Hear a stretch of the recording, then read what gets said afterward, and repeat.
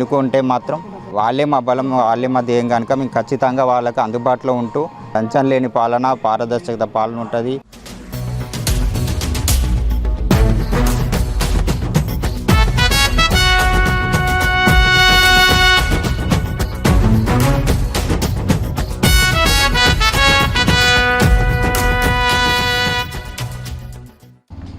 Hi hello నమస్తే, welcome to Mythri channel. నేను మీ శ్రావణి. కరీంనగర్లో మున్సిపల్ ఎన్నికల జోరు కొనసాగుతుంది. సో అభ్యర్థులంతా కూడా తమ తమ డివిజన్లలోనే ఉంటూ ప్రచారాన్ని కొనసాగిస్తున్నారు. సో కరీంనగర్ మున్సిపల్ ఎన్నికల్లో పలు డివిజన్ల నుంచి జనసేన పార్టీ కూడా పోటీగా నిలిచింది. 10వ డివిజన్ జనసేన పార్టీ తరఫున పోటీగా నిలిచిన వ్యక్తి వీర్ల శ్రీనివాసరావు. ఆయనతో మనం ఇప్పుడున్నాం. కెమెరాను చూస్తూ చెప్పండి. నమస్కారం సార్. చెప్పండి. సో మీరు ప్రచారం చేస్తుంటారు కదా, ప్రజల స్పందన ఎలా ఉంది? మేము ఈ ప్రచారం ఇప్పుడు మొదలైన కాడ నుంచి మాకైతే ఈ కట్టరాంపూరు, ఈ పాత ఓల్డ్ రాంపూరు, తర్వాత జీపీ నగరు, ఈ మన Vinayaka Nagar, Bhavani Nagar, Durgadevi Nagar, Jayashankar colony, Mahalakshmi temple area, ఇవన్నిట్లలో ప్రజలు అయితే మంచి స్పందన ఉంది. ఒక్కసారి మార్పు కోసం మాకు అవకాశం ఇస్తారని మేము అడుగుతున్నాం. వాళ్ళు కూడా అదే విధంగా స్పందిస్తారు. ఖచ్చితంగా మాకైతే ఈసారి మేము ఖచ్చితంగా ఇక్కడ గ్లాస్ గుర్తు గెలిచి జనసేన జెండా ఎగిరేయడానికి మేము సిద్ధంగా ఉన్నాం. ఇదే మా ఆత్మవిశ్వాసం. ప్రజలు కూడా అదే విధంగా మాకు రెస్పాండ్ అవుతున్నారు. ఓకే సార్, మీరు మీ డివిజన్ లోపల ప్రచారంకి వెళ్తూ ఉంటారు. మీరు ఇది డివిజన్ వాసి కాబట్టి మీకు ప్రాబ్లమ్స్ మీద కొంచెం అవేర్నెస్ ఉండే ఉంటుంది. సో మీరు గుర్తించిన సమస్యలు ఏంటి మేడం? ఇదివరకు అక్కడ మన ఈ వెనక మన కట్టరాంపూర్లోనే కానీ ఈ వెనక ఈ నుంచి మన పాత పెద్ద రోడ్డు నుంచి అటు గిద్ద పెరుమాళ టెంపుల్ రోడ్ వర్క్ ఉండేది, పైప్ లైన్ వర్క్. అది ఇదివరకు ఎప్పుడో శాంక్షన్ అయింది. అది ఇంతవరకు అప్పుడు గత పాలకులు అది పట్టించుకోలే. అది ఇప్పుడు మొన్న ఇబ్బడి ముబ్బడిగా కొంతమంది వచ్చి రాజకీయం కోసం అది స్టార్ట్ చేసినట్టు చేసి అది పక్క పైపులు అది చేస్తారు.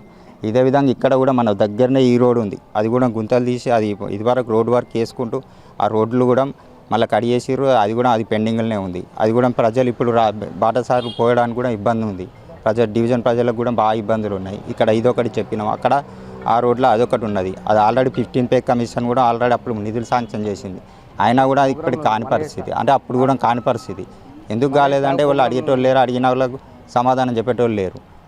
అదేవిధంగా అటు దిక్కు భవానీ నగర్, దుర్గాదేవి నగరు, అటు కూడా మహాలక్ష్మి టెంపుల్ లేరు. కొన్ని చిన్న రోడ్ వర్కులు, డ్రైనేజ్ చక్కగా లేకపోవడం. అదేవిధంగా మా పాత కార్పొరేటర్ ఈ లైన్లో కూడా ఇంతవరకు ఆ డ్రైనేజ్ కాలేదు. ఇక చూస్తారు కదా, ఇక్కడ కూడా ఈ డ్రైనేజ్ కాలేదు. అండర్ గ్రౌండ్ డ్రైనేజ్కి ఇంత ఉన్నా కూడా దాన్ని పట్టించుకునే దాఖలాలు లేవు. కాబట్టి మేము ఖచ్చితంగా ఇవన్నిటి మీద ఫోకస్ చేసినాం. వాటర్ కూడా ఫుల్ టైం వచ్చేటట్టు, అప్పుడప్పుడు కొన్ని నల్లలల్లో మురికి నీళ్ళు రావడం, అది రావడం, తర్వాత కొన్ని రోజులు ఆపేయడం అది జరిగిండే. సరే ఇప్పుడు అటువంటి పరిస్థితి లేకుండా మేము కిట వస్తే జనసేన ఒక సిద్ధాంతం, ఈ మున్సిపల్ డివిజన్లో ఉన్నది ఒకటే ఎజెండా, పారదర్శక పాలన ఇస్తాం, అవినీతి లేని పాలన, తర్వాత నీటి పరిశుభ్రత, తర్వాత డ్రైనేజీ పనులు చేయించడం, తర్వాత లంచం లేని పాలన చేస్తాం. ఇదే మా జనసేన కాన్సెప్ట్. జనసేన లక్ష్యం ఏంటంటే లంచం లేని పాలన. వార్డుల్లోనే ప్రజా దర్బార్ పెడతాం. ఈ వార్డులు ఈ సమస్య ఉందంటే ఇక్కడనే మేము దాని సమస్యను పరిష్కరించే విధంగా మా పార్టీ అధినేత పవన్ కళ్యాణ్ గారు ఈ నినాదాలతోటి మాకు ముందడికి పోవాలని చెప్పేసి ఆదేశించారు. మేము అదే ప్రకారం మేము 4 అంశాలతో ఈ విధంగా నీటి పరిశుభ్రత, డ్రైనేజీలు, లంచం లేని పాలన, ప్రజా దర్బార్, వార్డుల్లోనే ప్రజా దర్బార్ చేస్తాం. సో సార్, మీరు ఇంకా ప్రజలకి ఏమైనా హామీలు ఇవ్వడం జరిగిందా మీరు గెలిచిన తర్వాత చేస్తానని పనుల మీద?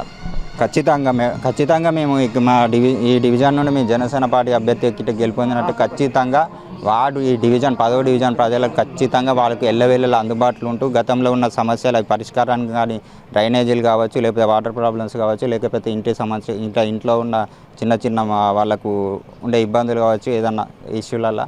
అదేవిధంగా లైట్ సమస్యలు ఉన్నాయి. స్ట్రీట్ లైట్లు కూడా కొన్ని స్తంభాలలో సరిగా రావడం లేదు. అదేవిధంగా ఇంకా చాలా సమస్యలు ఉన్నాయి. అవన్నిటిని కూడా మేము ప్రజలు మా దృష్టికి తీసుకొచ్చిందల్లా మేము వాటిని సమన్వయంగా చేసుకుంటూ ఖచ్చితంగా ఆ సమస్యల్ని మేము పరిష్కరిస్తాం. So okay sir, last question. So మీకు ఆపోజిషన్ పార్టీ వాళ్ళు కూడా ఉంటారు కదా, మిగతా పార్టీలు. సో మీ డివిజన్ ప్రజలు మిమ్మల్ని ఎన్నుకోవాలి అంటే మీరు మీ డివిజన్ ప్రజలకు ఏం చెప్తారు? మేము చేయాల్సింది, మేము ఎన్నుకుంటే మాత్రం వాళ్ళే మా బలం, వాళ్ళే మా ధ్యేయం కనుక మేము ఖచ్చితంగా వాళ్ళకి అందుబాటులో ఉంటూ వాళ్ళు ఏ పని చెప్తే ఆ పని చేయడానికి సిద్ధంగా ఉన్నా. అదేవిధంగా మేము చెప్పిన ఇందాక లంచం లేని పాలన, పారదర్శకత పాలన ఉంటుంది. తర్వాత వార్డుల్లోనే ప్రజా దర్బార్ నిర్వహిస్తాం. నీటి పరిశుభ్రత, డ్రైనేజీ నిర్మాణాలు ఆ విధంగా తీసుకుంటూ అన్నీ ముందరికి వెళ్తాము. మేము 10th డివిజన్ జనసేన పార్టీ నుంచి మా భర్త గారైన వీళ్ళ శ్రీనివాసరావు గారు పోటీ చేస్తున్నారు. జరిగే కార్యక్రమాలకు కానీ అన్నిటికీ మేము హాజరవుతాము. ఎలాంటి ఇబ్బందులున్నా మేము ముందుండి చేయడానికి రెడీగా ఉన్నాము. మాకు ఒక అవకాశం ఇచ్చి చూడండి. నా భర్త అయిన వీళ్ళ శ్రీనివాసరావు గారిని గెలిపించి మరియు ఎవరికి ఎలాంటి సమస్యలు రాకుండా ఏ చిన్న సమస్య అయినా తీర్చుకోవడానికి ముందుగా ఉంటాం మేమందరం. మాకు ఒక అవకాశం ఇచ్చి చూడండి. మరియు కట్టరాంపూల్ ప్రజలందరికీ కోరుకుంటున్నాం, సదా మీ సేవలో ఉంటాము. ప్రజలందరూ ఈ ఒక్క అవకాశాన్ని ఇచ్చి చూడండి. గాజు గ్లాసు గుర్తుకే మన ఓటు. బ్యాలెట్ బాక్స్లో 6వ నెంబర్ ఉంటుంది. ఖచ్చితంగా ఈ ఒక్క అవకాశం ఇచ్చి చూడండి. 10వ డివిజన్ సినన్నకి ఓటేసి గెలిపించాను. జనసేన మన పవన్ అన్న పార్టీ. ఆయన అన్ని విధాలా మీకు సహకారం అందిస్తారు. గెలిపించి చూపించండి. ఒక్క అవకాశం ఇవ్వండి. గ్లాస్ గుర్తుకే మన ఓటు. 10వ డివిజన్ ప్రజలకు తెలియజేయడం ఏమనగా మన వీర్ల శ్రీనివాసరావు గారిని అత్యధిక మెజారిటీతో గెలిపించారని నా యొక్క మనవి. అందరికీ నమస్కారం. 10th డివిజన్లో అందరూ అత్యధిక మేయర్తో వీర్ల శ్రీనివాసరావు గారిని గెలిపించగలరని మనవి.